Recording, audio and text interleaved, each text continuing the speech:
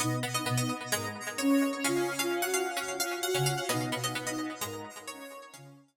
and welcome to In League with Morgan, a new series where I will take a standard deck, run it through a league, and tell you what I've learned. We have Mardu Green for you this week. It's a build that's pretty close to Matthias Hunt's build from the RPTQ about a month ago, and it's really fun. I like the deck a lot. The cards that we're playing today are very powerful, they are very versatile, and they have a huge impact on the board when they're played. So this is the deck. The deck can be broken up into a couple of different camps here. We've got Removal, Fiery Impulse, Roast, Crackling Doom, to an extent Abzan Charm, and Murderous Cut, along with a singleton Ruinous Path, and I suppose K-Command sort of counts. We'll get to K-Command in a second. So our removal suite is, as you can see, pretty comprehensive. There's a couple of cards in our deck that serve as removal, like Abzan Charm and Kolaghan's Command, that don't have to be removal, which is pretty great, and some of our removal is just efficient, like Murderous Cut, and some of it is just very strong. For example, Crackling Doom does a lot of work because it's also just a burn spell. We've got Fiery Impulses and Roasts and answers to creatures all along the curve, which is great. Our creatures are pretty awesome. Sylvan Advocate is just a really powerful 2-drop. We are playing it over the Soulfire Grandmasters because having access to Shambling Vents and Needle Spires makes Sylvan Advocate the choice that I want. Especially when the deck tends to just take control of the game and finish in the late game, which is where Sylvan Advocate really shines. We've also got Siege Rhino, full playset of Siege Rhino, as is appropriate for Standard. Again, it's a really efficient card, it's a really impactful card, the life swing is insane, and it's just a very strong card. Trample is pretty relevant usually when you have as many removal spells as you do, because being able to block with multiple creatures is a thing that sometimes your opponents just aren't capable of. Additionally, we've got Goblin Dark-Dwellers, which rebuys any of our removal spell or any of our card advantage spells save Painful Truths, and again, has Evasion, which is pretty good when you're firing off Crackling Dooms and Fiery Impulses left and right. We've got a couple general card advantage spells. Transgress the Mind is sort of in that category. It's just something that you want when you're playing against most of the decks in the format, save Green-Red, and even Green-Red is playing like Hordling, Outburst, and Nissa. So it's not dead, but it's definitely something you can side out in that matchup. But it's a very good card. Kolaghan's Command is kind of dual purpose, and against certain ramp builds, it kills Hedron Archives and Hedron Crawlers, it kills Hangerback Walkers, it kills lots of stuff, and it rebuys creatures. So Kolaghan's Command, rebuying a Siege Rhino and dealing 2 or making your opponent discard a card is very strong. Abzan Charm is just one of the most versatile cards available to us right now. It's a removal spell, it's a card draw spell, and it's a finisher when it could be a 2-point burn spell, really, if you just put 2 counters on your Goblin Dark-Dwellers or something. Also, that mode on Needle Spires is just the nut. We also have Painful Truths as a one-of. Painful Truths, drawing 3 cards is pretty powerful, but against some decks in the format you really don't want it, or you don't need it. So Painful Truths is, again, just a one-of in the deck, but fairly good against the mirror, fairly good against other control strats. So we still want to include 1.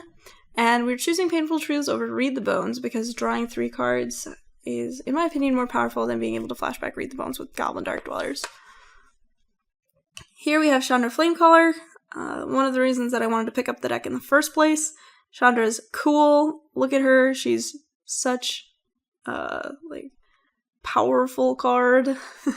And the art's awesome. And she's good in all aspects of the game, which is really what you want from a Planeswalker as a sort of control grindy deck. So Chrandra can either close out the game when you're ahead with her +1, she can break through stalls with her 0 or -X, and she can catch you up from behind with her -X. So Chandra's very good. Our mana base is, it seems like it would be intuitive, but it's still really important. So I'm going to take you through that really fast. We've got 4 Bloodstained Mires, 2 Windswept Heaths for Wooded Foothills. We have a couple of things that we have a couple of Murderous Cuts which want cards in the graveyard, but also any of these lands can fetch most of our colors. Bloodstained Mire is probably the worst because it can't get white source, but Windswept Heath is a little bit restricted as well in that it can't get black. So we want black more than we want white, which is why we're playing more Bloodstained Mires than Windswept Heaths. But overall, this is our fetch lands. We've got these 5 dual lands. The dual lands are, again, pretty important because they allow our fetch lands to be a little bit more versatile. We've got 5 basics, and I found that because my deck is on the main deck Transgress the Mind plan, I want to play untapped swamps more frequently, although you can certainly consider playing an extra forest because of the turn 2 Sylvan Advocates as well. Occasionally we do want like an untapped red source for Fire Impulse or something, but usually on turn 2 you either want to be casting Transgress or Sylvan Advocate. It's just how the deck works. Mountain and Forest. The reason that we're not playing a second Forest is the same reason that Mountain is kind of bad. Neither can cast both Abzan Charm and Crackling Doom, so it's something you gotta watch out for. We have 6 creature lands, 4 Shambling Vents and 2 Needle Spires. Needle Spires is a sweet addition thanks to Sylvan Advocate, and Shambling Vent just gains a lot of life. That's just how it goes. So we are playing the Needle Spires over Nomad Outposts, which I think is fine. It's another reason that I'm playing 2 Swamps. It's because we're losing out on the black source provided by Nomad Outpost. It's just Needle Spires is just so much better. For the sideboard, sideboarding with this deck is pretty easy. All you have to do is take out bad cards and put in good cards. And we've kind of gotten it down.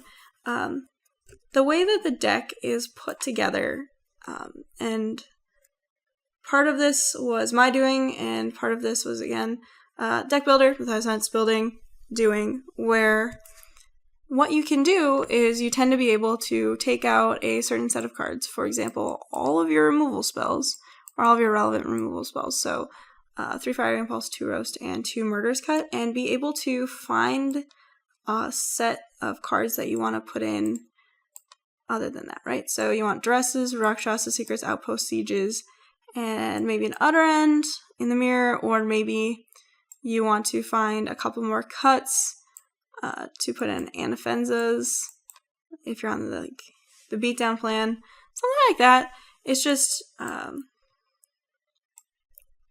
so that's the way the deck works, where your sideboard cards the quantities are based on how many slots you have that you want to take out in the matchup versus how many cards you want to put in. However, there are like a few matchup specific cards that I'd like to talk about. Rakshasa Secret and Duress are usually in the same camp, although Duresses come in against things like Rally, whereas Rakshasa Secrets do not. But Duresses and Rakshasa Secrets are both good against Control and against Ramp, and we really wanted to be good against Ramp because that matchup is infuriatingly difficult, so giving ourselves as much of an edge as possible is important.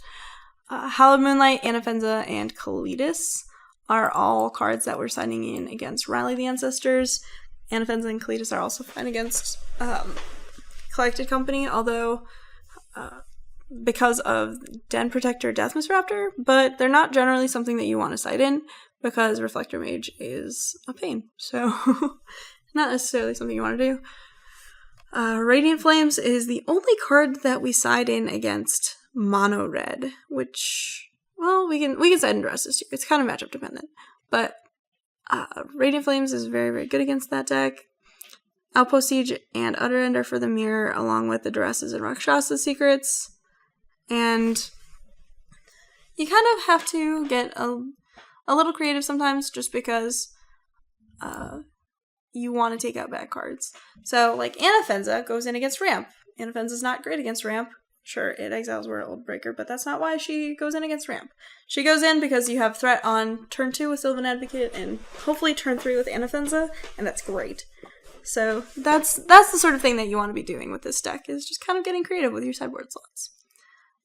If you have any questions about the deck, feel free to consult the article that I am writing alongside the deck, or just ask in the comments. That's also fine.